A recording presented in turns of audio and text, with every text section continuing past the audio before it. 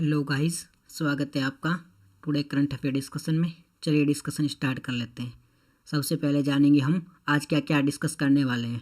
हमारा पहला आर्टिकल है वो है India host second global south summit के बारे में। India host second south global summit उसके बारे में।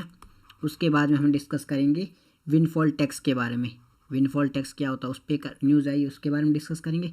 हम थर्ड डिस्कस करेंगे बेनिन और इथियोपिया को लेकर इंडिया और जर्मनी एक डेवलपमेंट प्लान बना रहे हैं, उसके बारे में थर्ड आर्टिकल, उसके बारे में डिस्कस करेंगे। हमारा फोर्थ आर्टिकल है वो है एपेक के बारे में, ये एक डिस्कस करेंगे।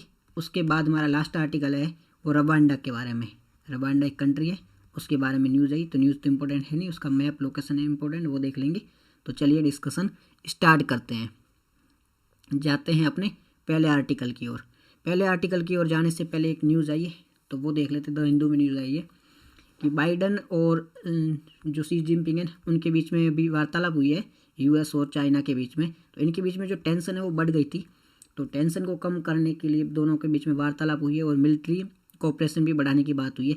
बट क्लियरली देखा जाओगे ना, आप सही में देखोगे ना, तो इनके बीच में टेंशन कम नहीं हुई है।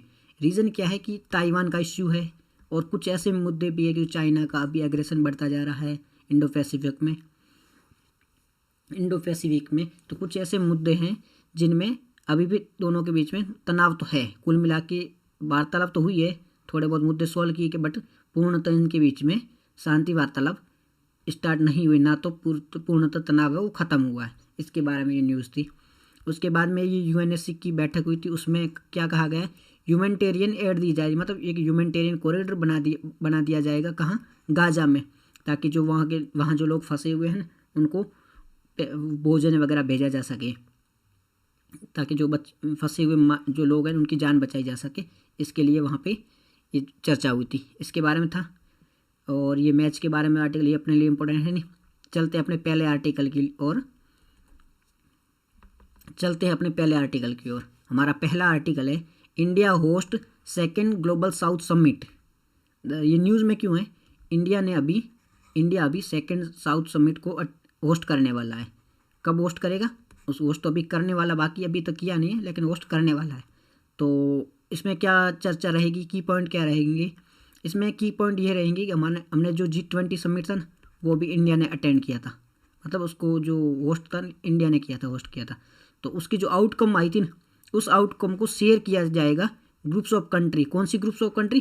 ग्लोबल साउथ की जो भी कंट्री है ना, उनके साथ शेयर किया जाएगा कि G20 समिट ने जो भी हमने ये काम किया था और हमें ये आउटकम मिला है, तो ये शेयर किया जाएगा ग्रुप ऑफ कंट्री के साथ में। कौन सी groups of country? Global south की ग्रुप्स ऑफ कंट्री हैं, उनके साथ में इंडिया अपने अचीवमेंट को शेयर करेगा।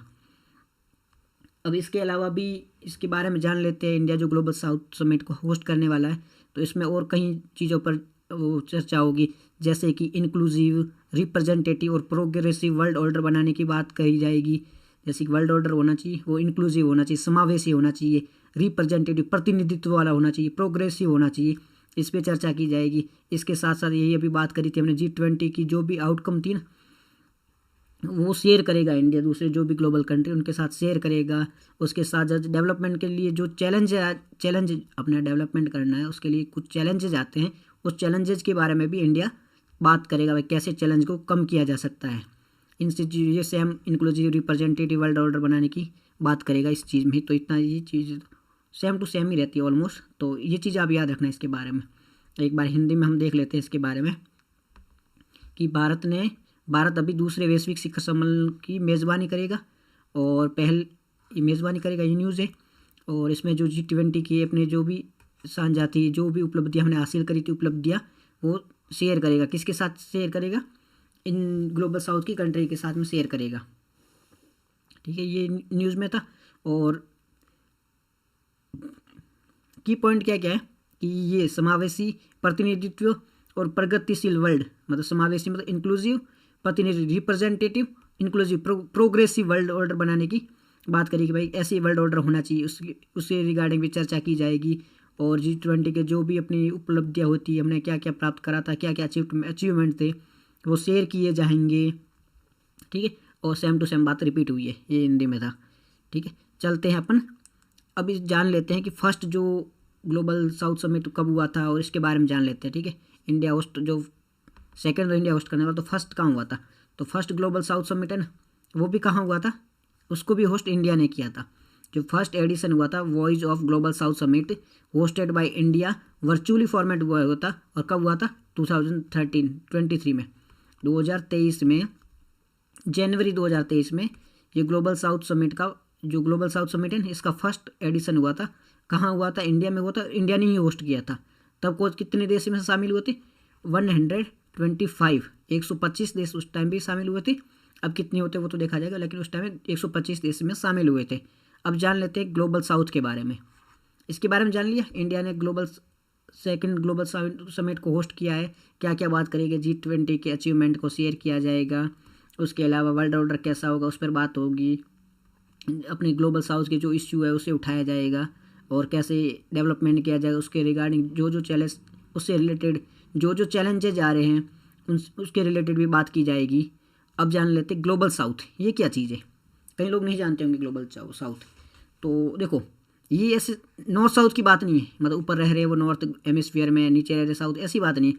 ये इकोनॉमिकली बात हो रही है। मतलब इकोनॉमिकली जो देश वीक है, मतलब इकोनॉमिकली एक तो होता है काफ़ी अमीर देश होता है, विकसित डेवलप्ड देश होता है, एक होता है डेवलपिंग कंट्री। तो जो डेवलप कंट्री है ना उनको कहा जाता है ग्लोबल नॉर्थ। जो डेवलपिंग कंट्री होते हैं, डेवलप कंट्री को ग्लोबल नॉर्थ कहा जाता है। डेवलपिंग कंट्री होते हैं उनको कहा जाता है ग्लोबल साउथ। मीन्स इनकी क्या होते हैं, ये एक तो इनकी जो पर कैपिटा इनकम होती है, पर कैपिटा इनकम वो कम होती है, जो GDP होती है वो कम होती है, और ग्रोथ रेट भी काफ़ी कम होती है। काफ़ी सारे फैक्टर होते हैं, ये लो होते हैं। और इनके होते हैं हाई ग्रोथ रेट होती है, हाई पर कैपिटा इनकम होते हैं। दूसरे जो भी इनके इंडिकेशन होते हैं ना, जो भी वो हाई होते हैं। इसलिए ग्लोबल नॉर्थ और ग्लोबल साउथ है। ये हेमिस्फीयर देखोगे ना, हाँ जो इक्वेटोरियल उससे ऊपर वाले नॉर्थ वाले, नहीं ऐसा नहीं है।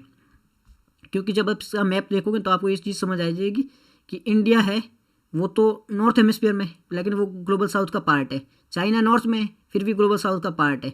जबकि ऑस्ट्रेलिया है वो साउथ में, फिर भी ग्लोबल नॉर्थ का पार्ट है। इंडिया ग्लोबल साउथ का पार्ट है, जबकि ऑस्ट्रेलिया ग्लोबल नॉर्थ का। अभी आप मैप देखोगे तब आपको समझ में आ जाएगा। ये तो जस्ट पहले से एक्सप्लेन किया जा रहा है। तो ये ब्रांडेड लाइन, ये क्या है लाइन है? ये इमेजिनरी लाइन है। जैसे इमेजिनरी लाइन कौन सी है? इक्वेटर वगैरह इमेजिनरी लाइन ही तो है। वैसे ये ब्रांडेड लाइन है, ये भी इमेजिनरी लाइन है जो इकोनॉमिकली खींची गई है। जैसे इकोनॉमिकली कौन कौन से देश है वो डेवलप कंट्री है और कौन से डेवलपिंग कंट्री है, उनके बीच में ये खींची गई है। तो ये स्टार्ट होती है कहाँ से? रियो डी जेनेरो से। रियो डी जेनेरो यहाँ से स्टार्ट होगी, अमेरिका वहाँ से, और मैक्सिको से होते हुए, अटलांटिक ओशियन से होती है, मेडिटेरियन सी से होते हुए पूरे सेंट्रल एशिया को कवर करते हुए पैसिफिक ओशियन तक जाएगी ये लाइन है। इसमें काफ़ी सारे देश कवर हो जाएंगे जो इसके नीचे आ जाएंगे। ठीक है, और जो कंट्रीज इससे ऊपर होंगे वो कम्पिटिटिव, उनका GDP हायर होगा, पर कैपिटा हाई जो इनकम होगी वो भी बहुत ज़्यादा होगी। वो नॉर्थ हेमिस्फीयर में, ऐसा कोई ज़रूरी नहीं है। और जो साउथ कंट्री है, जो साउथ हेमिस्फीयर वाली है, जो ग्लोबल साउथ में है, वो पुअर कंट्री होगी और उनकी जो इकोनॉमी है वो भी काफ़ी लो होगी।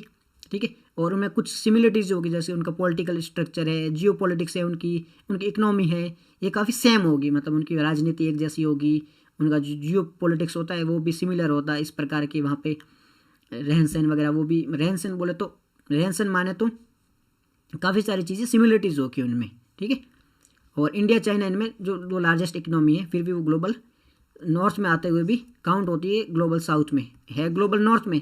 अगर आप हेमिस्फीयर वाइज देखोगे तो इंडिया चाइना ग्लोबल नॉर्थ में, बट काउंट होती है ग्लोबल साउथ में बिकॉज इकोनॉमिकली। ठीक है, ये इसके बारे में एक बार हिंदी में आप देख लो। हिंदी में हम देखें तो ग्लोबल साउथ के बारे में, ये ब्रॉन्ड रेखा क्या है? काल्पनिक इमेजिनरी लाइन है। स्टार्ट कहाँ से होती है? ये रियो डी से, मैक्सिको से होती हुई, अटलांटिक ओशियन से पार करती हुई, मेडिटेरियन सी से होती हुई, मिडिल एशिया और मिड एशिया से होते हुए लास्ट में पैसिफिक ओशियन तक जाएगी। यहाँ से होती हुई सीधी यहाँ तक जाएगी। ठीक है, फिर जो ये उत्तरी गोलार्ध में, मीन्स उत्तरी गोलार्ध ग्लोबल नॉर्थ के जो कंट्री है वो, इनकी कंपैरिजन में इनकी पर कैपिटा इनकम हाई होगी, GDP हाई होगी, और जो साउथ वाले हैं वो लो इनकम होगी, उनकी पर कैपिटा इनकम लो होगी। जो भी इंडिकेशन होते हैं ना वो सब इनमें लो ही होंगे, इतने हाई नहीं होंगे।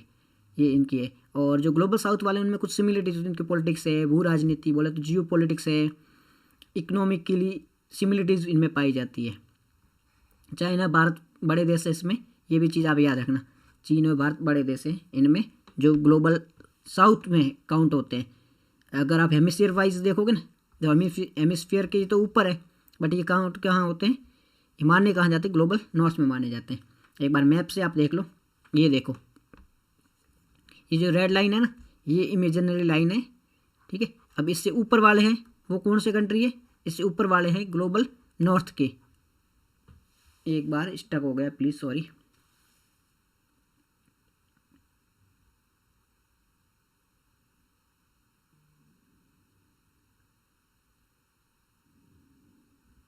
ये इस लाइन के ऊपर वाले जो कंट्री है ना, वो है ग्लोबल नॉर्थ के, और इस लाइन के नीचे वाले हैं वो है ग्लोबल साउथ के। इकोनॉमिकली ये काफ़ी वीक है, इनकी जीडीपी कम है, पर कैपिटा इनकम कम। ये देखो, अभी आप कन्फ्यूज़ हो सकते हो, जैसे यहाँ से हो जाती है इक्वेटर, ठीक है, इक्वेटर मतलब इंडिया से नीचे से यहाँ से जा रही है। अब ऑस्ट्रेलिया वैसे तो ग्लोबल साउथ में होना चाहिए था, क्यों, इक्वेटर से तो नीचे है, और इंडिया इक्वेटर से ऊपर है, ग्लोबल नॉर्थ में होना चाहिए।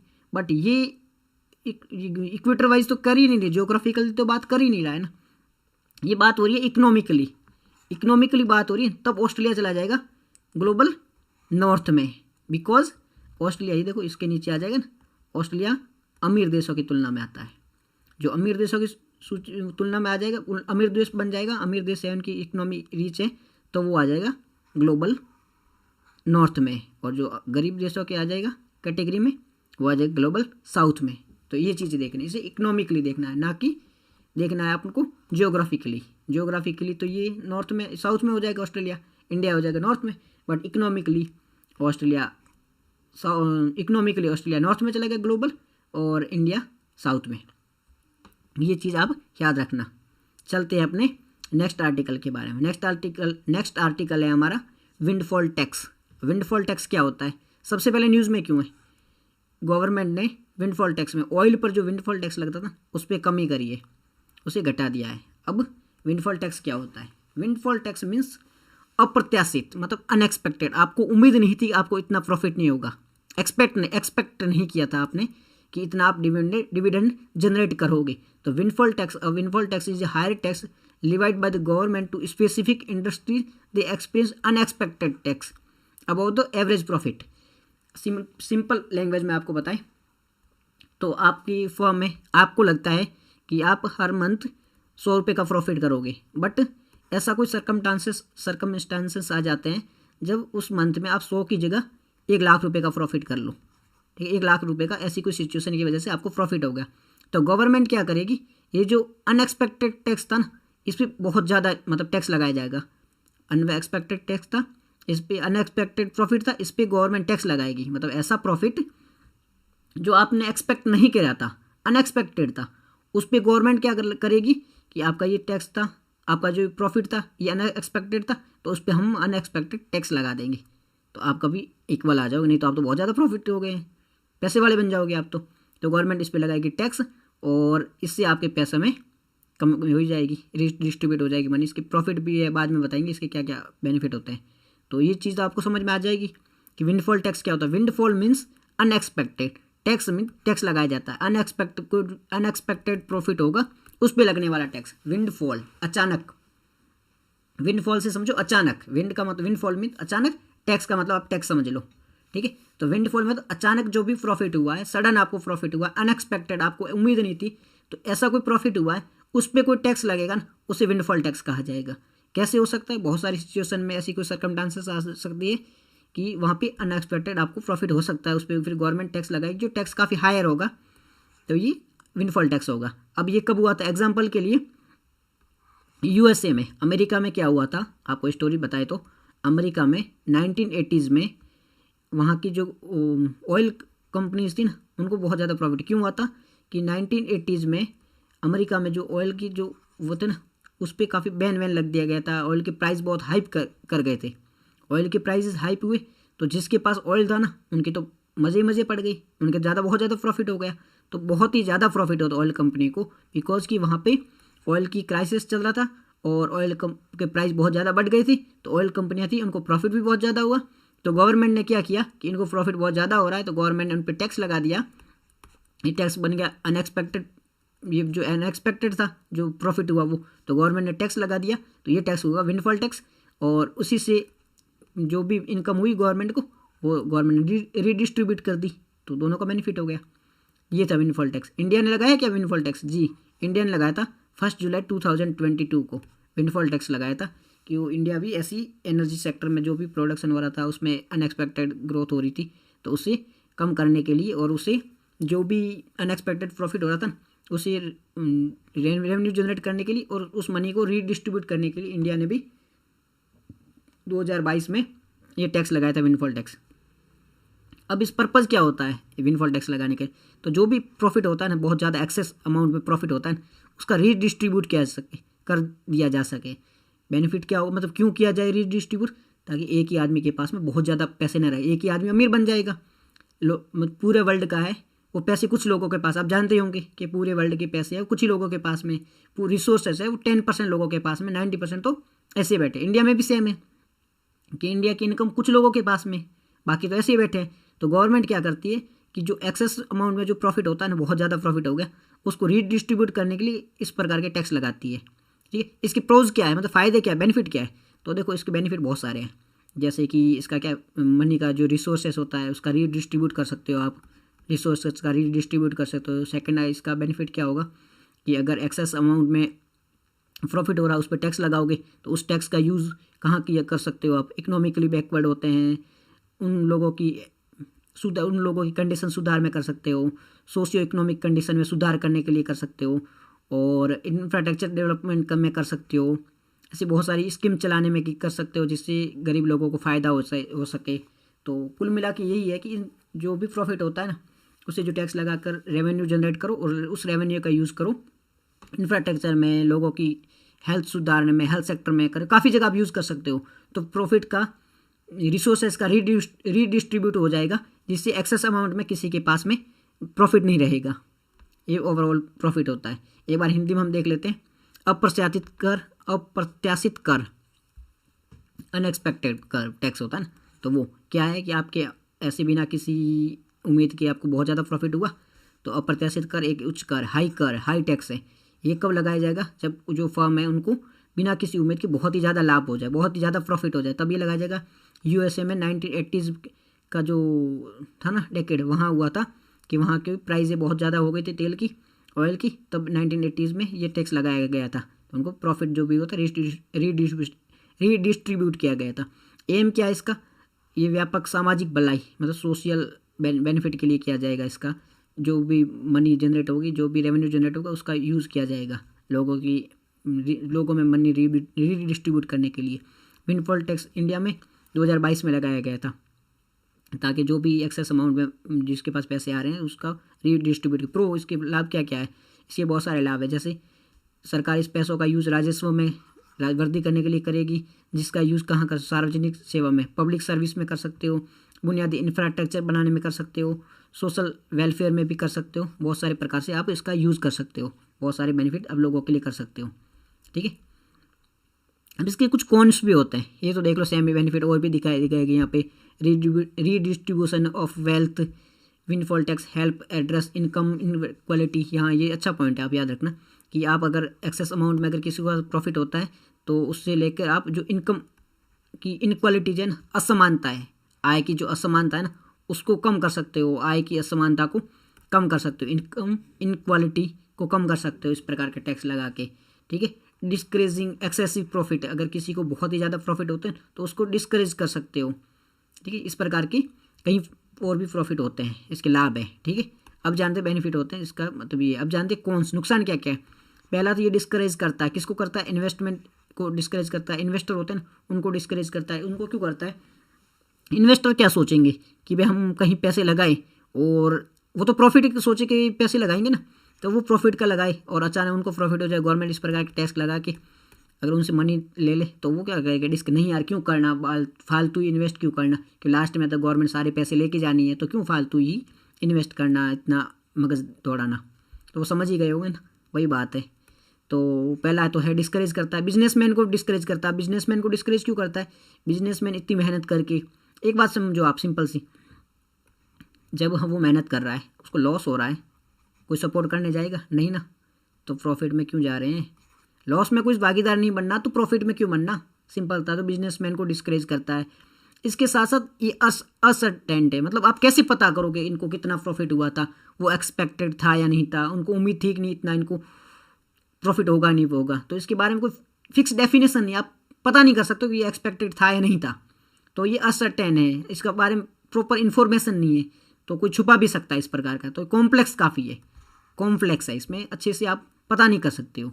तो इसमें काफ़ी सारी कॉन्स भी है कि कॉम्प्लेक्स है, डिस्करेज करता है, ये सब है। हिंदी में देख लो एक बार, विंडफॉल टैक्स, करों का जो विंडफॉल होता है उसमें पुनर्वितरण कर सकते हो। एक्सेसिव अमाउंट में किसी के पास पैसे आ जाए, रिसोर्सेस आ जाए, तो उसका पुनर्वितरण डिस्ट्रीब्यूट कर सकते हो। इससे आय की असमानता, इनकम की जो इनक्वालिटी है ना, उसको दूर कर सकते हो। और जो एक्सेसिव जो मुनाफाखोरी होता है ना, एक्सेस अमाउंट में किसी को प्रॉफिट होता है, उससे आप रोक सकते हो। उसे कम हाँ यार इसको रोकना जरूरी है, एक्सेस अमाउंट में ये तो प्रॉफिट कर रहा है, ठीक है। नुकसान क्या क्या है इसका? ये अब निवेश को होता है, निवेश यानी कौन? इन्वेस्टर, उसको हतोत्साहित मतलब डिस्करेज कर सकता है। बिजनेसमैन को डिस्करेज कर सकता है। इसमें अनिश्चितता, कैसे पता चलेगा कितना प्रॉफिट होने वाला है कितना नहीं है, फिक्स नहीं है, काफ़ी जटिल क्रिया है ये, वो काफ़ी जटिल है, आप कॉम्प्लेक्स काफ़ी है, इसमें आप बता नहीं सकते को किस प्रकार का प्रॉफिट हुआ है नहीं हुआ ये सब। चलते हैं अपने नेक्स्ट आर्टिकल की ओर। हमारा नेक्स्ट आर्टिकल है Indo German development plan to cover Benin Ethiopia. हमारा नेक्स्ट आर्टिकल क्या है? हमारा नेक्स्ट आर्टिकल है Indo German development plan to cover Benin Ethiopia. सबसे पहले इंडो जर्मन का ये डेवलपमेंट प्लान क्या न्यूज़ में क्यों है? इंडो जर्मनी है, इंडिया और जर्मनी मिलकर जो इथियोपिया और बेनिन जैसे गरीब देश है ना, उनकी सस्टेनेबल डेवलपमेंट का पता है आपको? सस्टेनेबल डेवलपमेंट गोल है ये क्या गोल होते हैं कि जैसे जीरो हंगर है, इनक्वालिटी को कम करना है, इस प्रकार के हमारे गोल है। तो आपने पढ़ा हुआ भी होगा। तो जो ये काफ़ी जो देश हैं गरीब देश, वो इन सस्टेनेबल डेवलपमेंट गोल को अचीव नहीं कर सकते क्योंकि उनके पास इतने रिसोर्सेज नहीं है कि उनको अचीव कर सके। तो इंडिया जर्मनी जैसे कंट्री है ना, वो मिलके इनको काफ़ी स्ट्रॉन्ग मतलब इनकी हेल्प करते हैं कि ये सस्टेनेबल डेवलपमेंट गोल को प्राप्त कर सके, अचीव कर सके। तो ये अभी यही प्रोग्राम है कि यही प्लान है कि इन देशों में सस्टेनेबल डेवलपमेंट गोल को अचीव करने में हेल्प की जाए। तो इसमें क्या किया जाएगा? जो इंडिया और जर्मनी मिलकर वहाँ पर कहीं सूटेबल प्रोग्राम चलाएगी, हेल्थ सेक्टर में सुधार करने के लिए भी प्रोग्राम चलाएगी।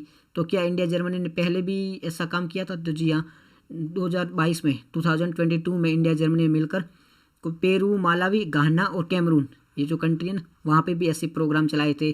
जैसे कि वहाँ की जो लेडीज मतलब महिलाएं थी ना कैमरून की, उनको पोटैटो वगैरह से मतलब जो खेती थी पोटैटो प्रोडक्शन, उनमें हेल्प करी थी इंडिया और जर्मनी मिलकर। वहाँ पे इस प्रकार के प्रोग्राम चलाए जा रहे हैं जिससे सस्टेनेबल डेवलपमेंट को वो अचीव कर सके। तो अभी इथियोपिया और बेनिन को इस प्रकार, बेनिन जैसे देशों में इस प्रकार के प्रोग्राम चला रहे हैं। इथियोपिया हमारे लिए इम्पोर्टेंट भी है, क्यों? एक तो अफ्रीकन कंट्रीज़ है और अफ्रीकन कॉन्टिनेंट में इंडिया अपना रिश्ते स्ट्रॉन्ग करना चाहता है, अपने रिलेशनशिप स्ट्रॉन्ग करना चाहता है। तो इथियोपिया में काफ़ी टाइम तक तो वो चल रहा था, क्राइसिस, सिविल वॉर चल रहा था। अभी वो शांत हुआ तो इंडिया वहाँ से साथ में स्ट्रॉन्ग रिलेशन बिल्ड कर सकता है और अफ्रीका में अपने रिलेशन को सुधार सकता है, काफ़ी अच्छे कर सकता है, ठीक है। तो वहाँ पे बेनिफिट करेगा, फ्रेंडली कंट्री बनेगा तो बेनिफिट कर सकता है अपने को, ठीक है। ये आर्टिकल था, इसके बारे में बार हिंदी में देख लो। बेनिन और इथियोपिया को कवर करने के लिए भारत जर्मनी विकास योजना बना रही है। ये जलवायु परिवर्तन से संबंधित जो बेनिन इथियोपिया के सहयोग करने हेल्प करने के बारे में ये पूरी स्कीम थी और इसलिए न्यूज़ में थी। एम क्या है इसका? एम यही है कि हाँ वहाँ पे जाके सहयोग करेगा, उनकी हेल्प करेंगे, अपने एक्सपीरियंस है वहाँ पे, एक्सपीरियंस और डेवलपमेंट में जो भी चैलेंज के माध्यम से वहाँ जो चैलेंजेस आ रहे हैं उनको सुधार किया जाएगा। और वहाँ जो सस्टेनेबल डेवलपमेंट गोल है जो वहाँ अचीव नहीं कर सकते हैं उन्हें अचीव करने में उनकी हेल्प करेंगे और इस प्रकार की वहाँ पे योजना चलाई जाएगी।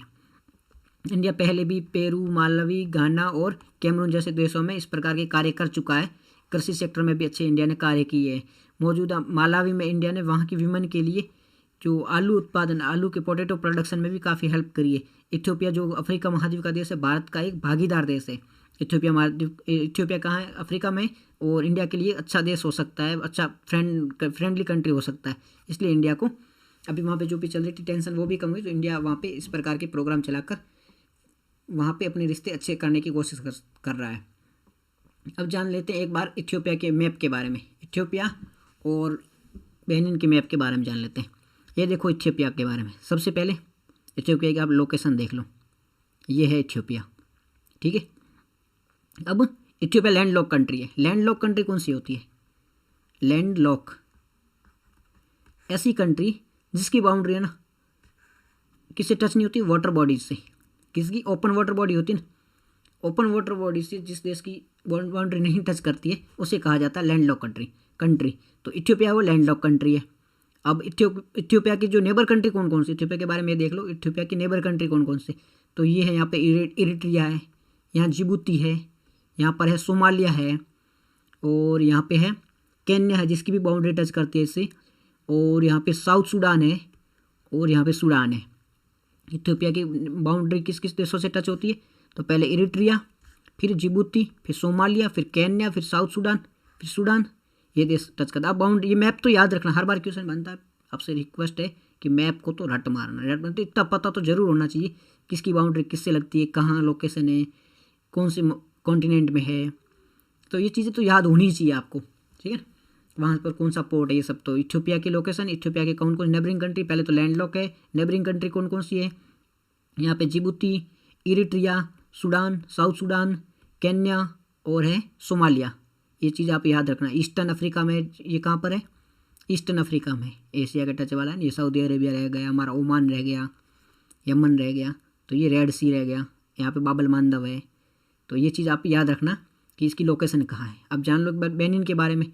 बेनिन कहाँ है? ये रहा बेनिन। बेनिन है वेस्ट अफ्रीका में। बेनिन की नेबर कंट्री कौन कौन से?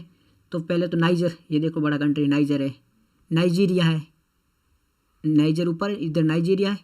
फिर एक टोंगो भी इनका नेबर कंट्री है, टोंगो, जिसकी मैप खुल देख सकते हो आप। और ये है टोंगो और बुर्किना फासो, ये है बुर्किना फासो जिससे इसकी बाउंड्री लगता है, मतलब इसकी बाउंड्री किस किस से लगती है, जैसे कि ये कंट्री है, कौन सा है?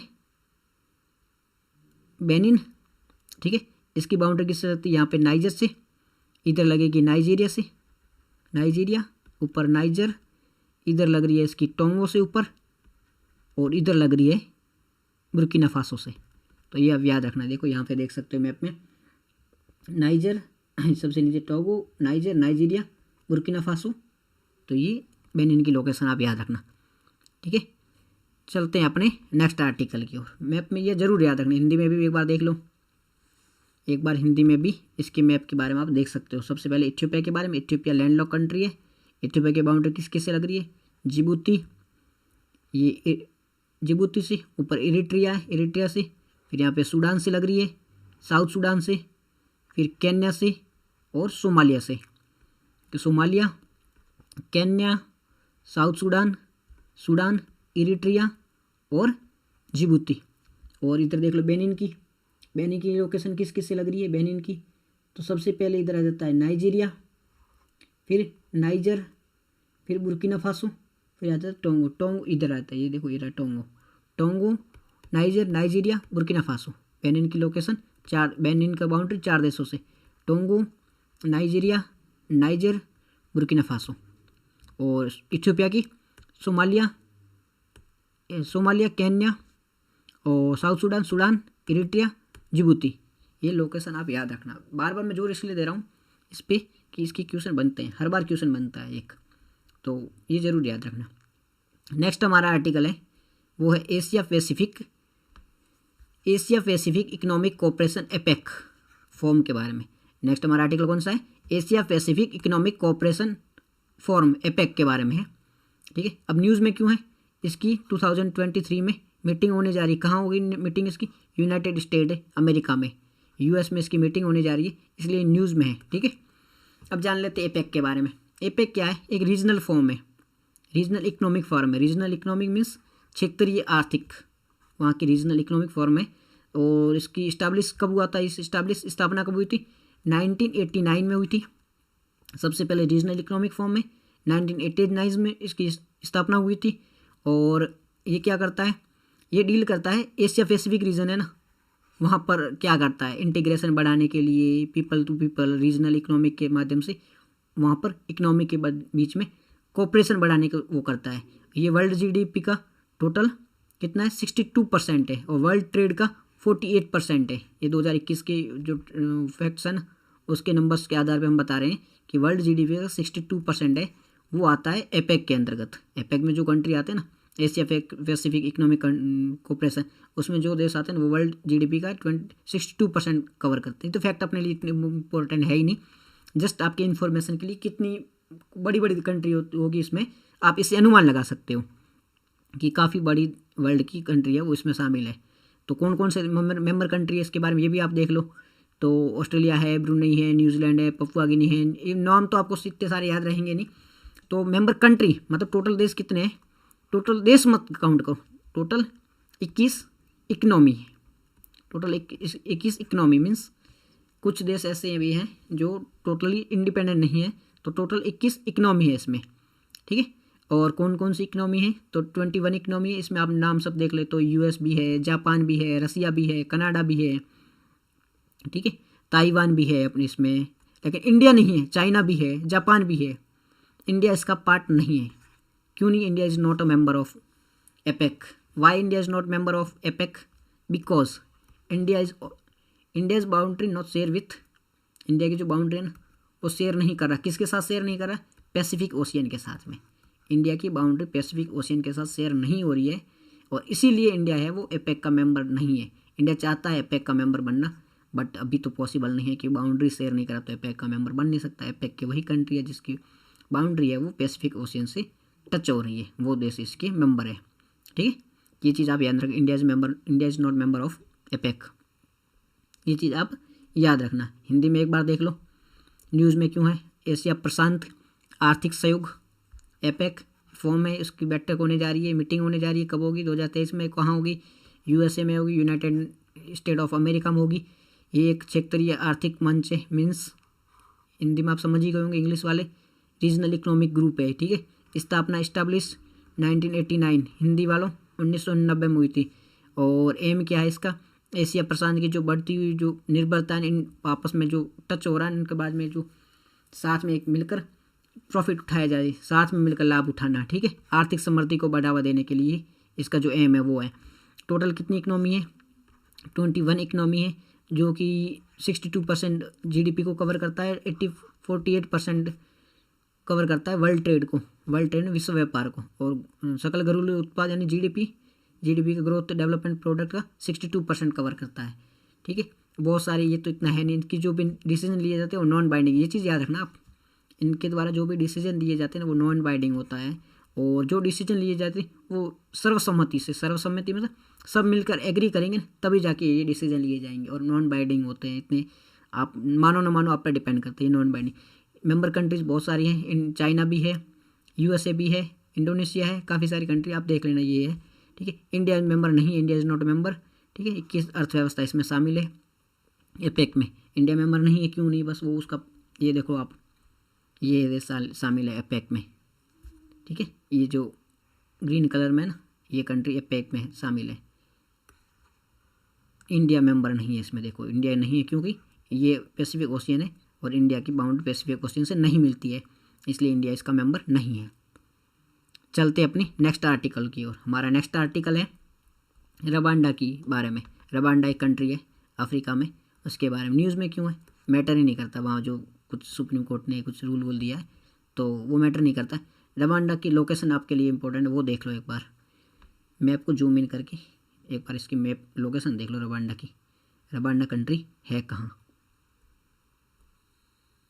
रवांडा की यहाँ पे मैप में लोकेशन देख सकते हो आप स्पष्टली। एक मिनट,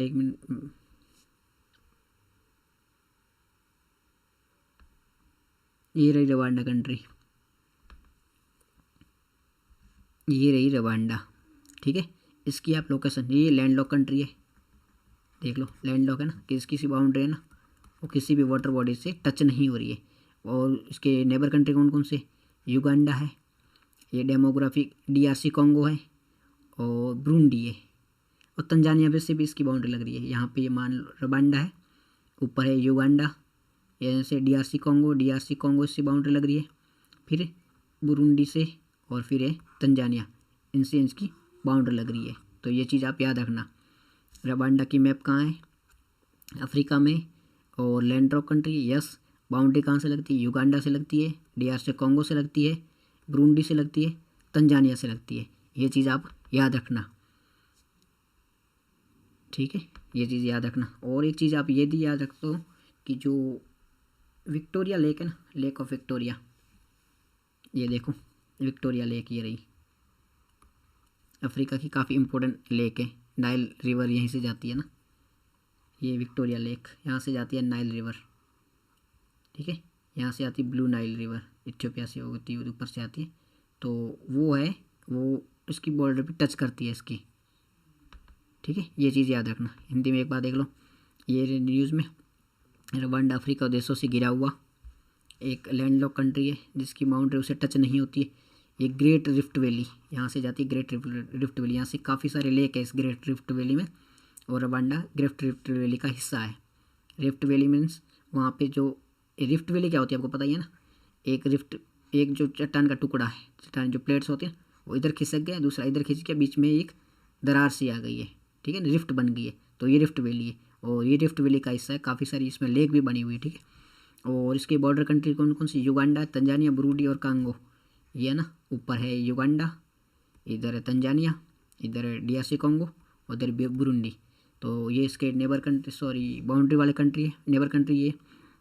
इसमें बहुत सारी लेक है, लेक कौन सी? बुरेरा है, कोहाना है, रोहंडो है, मुहाजी है, रेवेरू है, ईहेमा है, काफ़ी सारी ये लेक है इसमें। रवांडा का 80% जो पार्ट है ना वो विक्टोरिया लेक के माध्यम से नाइल नदी, इसमें जो वाटर है ना, वाटर का जो काफ़ी सारा वाटर है वो विक्टोरिया नाइल में जाके गिरता है, जो शेष है वो कॉन्गो में चला जाता है। तो ये इसके बारे में था। इंग्लिश में एक बार आप देखना चाहो तो वो भी फिर से देख लो। रिसेंटली ये सेंट्रल अफ्रीकन कंट्री है Rwanda, it is landlock country. Landlock का मतलब आपको पता ही है। और it eastern hemisphere of the earth यहाँ पर है, वो तो चलो ठीक है। ग्रेट रिफ्ट वैली का पार्ट है, it is the part of Great Rift Valley. Rift Valley का meaning you know very well. Rift Valley means plate एक साइड में चलेगी, दूसरी प्लेट इस साइड में, बीच में एक रिफ्ट बन गई थी, और बहुत सारे लेक है यहाँ पे। और बाउंड्री कंट्री कौन सी है? बाउंड्री टच होती है कौन सी? युगांडा है, इधर नीचे आ गई युगांडा, ये देखो ये युगांडा आ गई, इधर तंजानिया आ गई, इधर बुरुंडी आ गई, और DRC कॉन्गो इन देशों से लगती है। बहुत सारे लेक है, कौन सी? बुरेरा है, कोहाना है, रुवांडो है, मुहांजी है, रेवारू है। इतने छोटे छोटे लेक तो आप याद नहीं रखोगे चलेगा। 80% है विक्टोरिया लेक में इनका वाटर चला जाता है, इसके बारे में ये पूरा है, ठीक है। ये न्यूज़ था, ये मैप दे रखे हैं, मैप ज़रूर देखना आप मैप ज़रूर देखना। एक बार ये भी देख लो, विक्टोरिया से नाइल रिवर निकल रही है, ये विक्टोरिया है, ये नाइल रिवर जब यहाँ से जाएगी वो बन जाएगी फिर वाइट नाइल, और इधर से आएगी ब्लू नाइल। कहाँ से आ रही? लेक ताना लेक कहाँ है? इथियोपिया में। और ये कहाँ से जा रही है? विक्टोरिया से जाती है नाइल, जो आगे जाके बन जाती है वाइट नाइल।